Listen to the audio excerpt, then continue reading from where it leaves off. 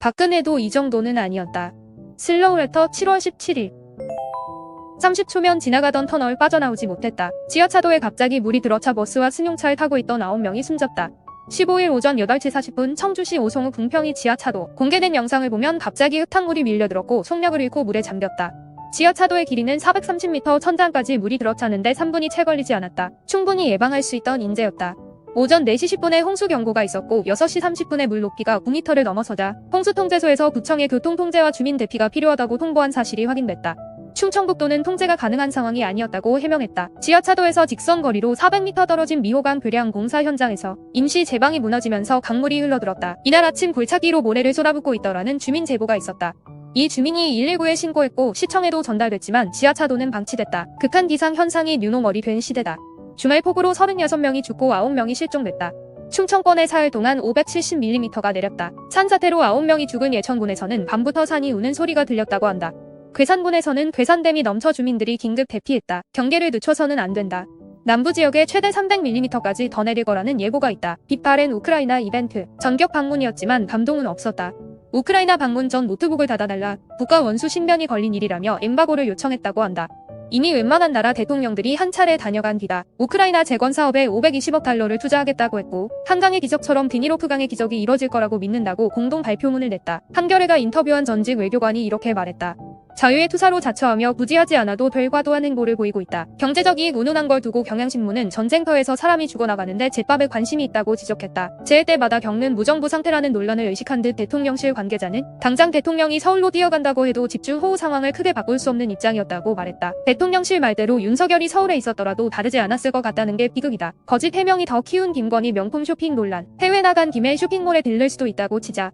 김건희가 리투아니아에서 명품 편집숍을 방문한 사실이 현지 언론에 실렸다. 대통령실은 가게 직원의 호객 행위로 방문한 건 맞지만 물건을 사지 않았다고 해명했다.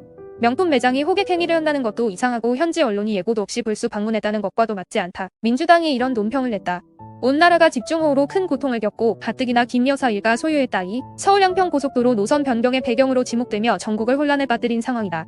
며칠만이라도 국민의 눈치를 살피며 신중한 행보를 할 수는 없었나. 오늘의 TMI. 가장 많이 일하는 나라는 한국. 25에서 54세 풀타임 노동자 노동시간이 43.8시간이다.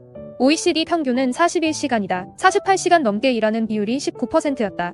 OECD 평균은 7%. 초등학생 자살 5년 동안 37명. 중학생은 280명, 고등학생은 505명이다. 나이도 어려지고 늘어나고 있다. 미국과 유럽에서는 청소년이 부모 동의 없이 정신과 진료를 받을 수 있다. 더 깊게 읽기. 명락회동 치킨일까? 사슴 사냥일까? 이재명과 이낙연이 만난다. 민주당에는 두 가지 시나리오가 있다. 치킨 게임은 한쪽의 굴복을 전제로 벼랑 끝으로 치닫는 상황을 말한다. 사슴 사냥 게임은 총선 승리를 향한 로드맵에 협력하는 상황이다. 추석이 지나고 분당으로 갈 수도 있고 이재명의 퇴진 이후 비상대책이 체제로 가고 분당 없이 총선을 치를 수도 있다. 김영준은 결국 명락의 정치력과 의지에 달려있다고 지적했다. 이낙연은 1996 모델을, 이재명은 2016 모델을 그리고 있을 가능성이 크다. 1996년에는 김대중이 신당 창당을 밀어붙였으나 79석에 그쳤고 김대중도 낙선했다.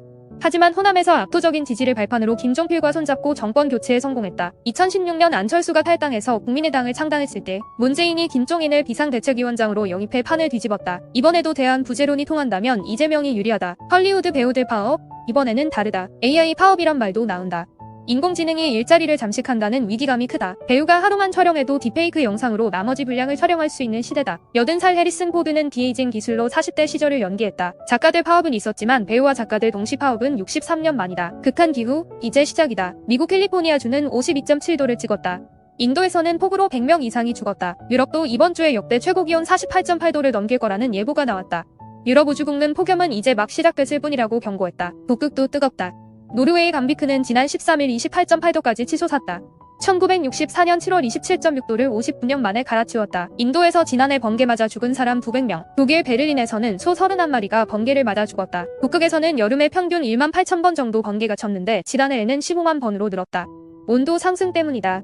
0.65도에서 0.95도로 올랐다. 밑줄 쳐가며 읽은 칼럼. 바닷물 섞어서 안전기준 맞췄다는 게 핵심. 어떤 오염 물질이라도 물타기를 하면 안전기준을 맞출 수 있다. 서재정의 말이다. 오염수가 아니라 희석수를 측정했고 그마저도 일본이 공개한 데이터를 믿을 수 없는 상황이다.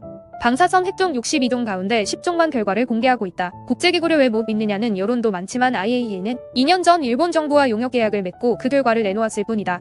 계획 내용이나 사업비는 알려진 바 없다. 사라진 지지율, 민주당으로 안 간다. 성한용은 민주당의 공격이 잘 먹히지 않는다고 본다. 원희룡의 억지가 받아들여지는 건 민주당이 제대로 싸우지 못하기 때문이라는 이야기다. 이대로 가면 내년 총선에서 이길 가능성이 별로 없다고 전망하기도 했다. 최근 여론조사에서는 국민의힘과 더불어민주당이 각각 33%와 32%의 지지도를 기록했다. 성한용은 여기서 민주당의 위험 신호를 읽는다. 첫째, 대통령 지지도는 이미 지난해 7월 데드크로스를 찍었다. 최근 조사에서는 부정평가가 57%나 된다. 둘째, 정권 심판론도 50%나 된다. 윤석열 정부의 불만이지만 그렇다고 민주당을 지지하지는 않는다는 이야기다. 박근혜도 이 정도는 아니었다. 윤석열의 상호화가 경제를 두고 하는 말이다. 오석훈은 노무현 정부가 경제의 아마추어라고 욕먹었는데 그 비유를 쓰면 윤석열 정부는 아마추어급도 아닌 것 같다고 지적했다. 윤석열 정부는 종합부동산세와 법인세를 깎아줬다. 그리고 근로장려금을 삭감하겠다고 했고 공공임대도 줄인다는 계획이다. 급기야 고용보험까지 후려치려고 한다. 서민들이 살기 너무 힘들어지면 경제의 펀더멘털 자체가 망가진다. 오석훈은 안 그래도 저출생인데 출산율 낮추는 지름길로 달려가는 것 같다면서 상호화가 경제의 미래는 약자 고통과 청년 고통 그리고 자살률 상승 등 정말로 살기 어려운 사회의 도래라고 지적했다. 똑똑한 사람들이 멍청한 소리를 하는 이유, 내 집단 편향에 빠져있지 않은지 돌아봐야 한다. 사람은 대체로 내가 속한 집단에는 관대하고 그 구성원을 우월하게 평가하지만 상대 집단은 과소평가하고 부정적인 사람들로 어렴풋하게 인식하는 사회 현상을 말한다. 강희경은 내 집단 편향은 인지 수준이 높아지거나 교육을 많이 받더라도 극복하기 어렵다고 지적했다. 동의하지 않는 주장을 괴담 취급하는 것도 내 집단 편향을 자극하기 위해서다. 정치인들이 우리 편을 향한 메시지를 쏟아내면서 유권자도 쉽게 내 집단 편향에 빠져든다는 이야기다. 정치 집단이 아닌 국민이 주인이 되는 민주주의는 열린 공간에서 주장과 반론이 오고 가야만 가능하다. 대화와 토론을 통해 수많은 팩트가 검증되고 거짓 주장이 사라질 때 비로소 완성된다. 그걸 투명하게 내보일 책임이 정치인과 언론에 있다. 시민 없이 과학을 논하는 자, 그가 범인이다. 가장 중요한 것은 힘있는 권력자, 다국적 제약회사, 원자력 마피아, 그 권력에 기생하는 전문가의 음침한 담합 공간이 아니라 확 트인 일반 시민의 아크로폴리스로 옮기는 일이다. 신영전는 과학자라 해서 모든 것을 아는 것은 아니고 가능한 한 과학적 근거에 기반을 둔 결정을 해야 하지만 그럴 수 없는 순간이 있다고 지적했다. 생명 관련 과학윤리의 두 가지 원칙은 첫째, 해를 끼치지 말아야 하고 둘째, 충분한 정보가 제공된 상태에서 당사자가 결정하게 해야 한다는 것이다. 신영전은 이 두 가지를 무시한 전문가는 과학자가 아니라고 말한다. 국민은 당당히 우리가 알 수 있게 충분히 설명하라, 우리가 결정하게 하라고 요구할 권리가 있다는 이야기다. 맥락과 통찰, 그리고 해법. 슬로우 뉴스